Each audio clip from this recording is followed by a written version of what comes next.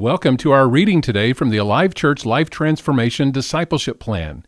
Every day we read from the daily reading and the verses chosen for that day. And our readings this week focus on marriage. I will honor marriage as a gift from God. God's intention and design for marriage is a committed partnership between a man and a woman with a permanent promise of love and faithfulness. All other results are unfortunate, the spoiling of God's plan by greed, lust, and selfishness. The goal of marriage is oneness, the mystical union of a man and woman joining hearts and lives. Marriage is not simply God's cure for lust and loneliness. Marriage, although at times imperfect, is a God-given institution that provides a picture of the unity of Jesus and His church. Because of this, I will pray and work to remain faithful through my thoughts, attitudes, and actions, maintaining high standards with those of the opposite sex. I will honor marriage as a gift from God. I will not base my view of marriage on a feministic or chauvinistic view. Instead, I will view marriage through God's design. At the very core of God's design for marriage is the most powerful of all relational principles, mutual submission. The foundation for mutual submission is love that serves, gives, and prefers.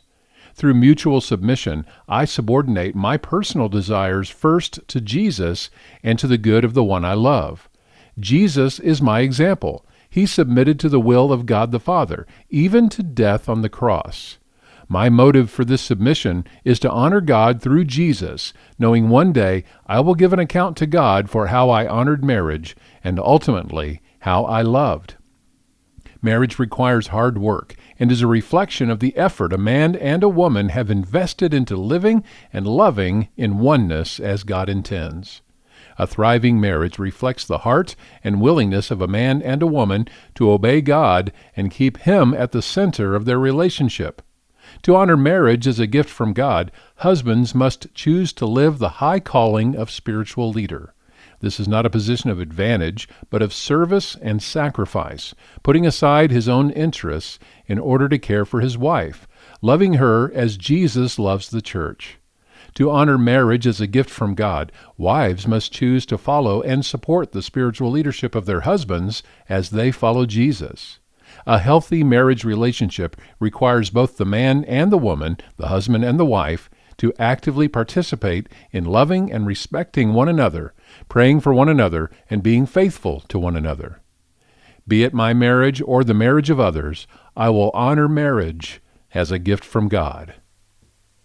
And on day 7, as we wrap up this week on marriage, sexual intimacy is reserved for marriage.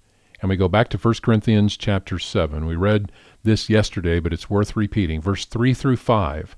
The husband should fulfill his wife's sexual needs, and the wife should fulfill her husband's needs. The wife gives authority over her body to her husband, and the husband gives authority over his body to his wife. Do not deprive each other of sexual relations unless you both agree to refrain from sexual intimacy for a limited time, so you can give yourselves more completely to prayer. Afterward, you should come together again so that Satan won't be able to tempt you because of your lack of self-control. Genesis 2:24 through 25. This explains why a man leaves his father and mother and is joined to his wife, and the two are united into one. Now the man and his wife were both naked, but they felt no shame. And our memory verse this week again is from Hebrews. It's chapter 13, verse 4. Give honor to marriage and remain faithful to one another in marriage. God will surely judge people who are immoral and those who commit adultery.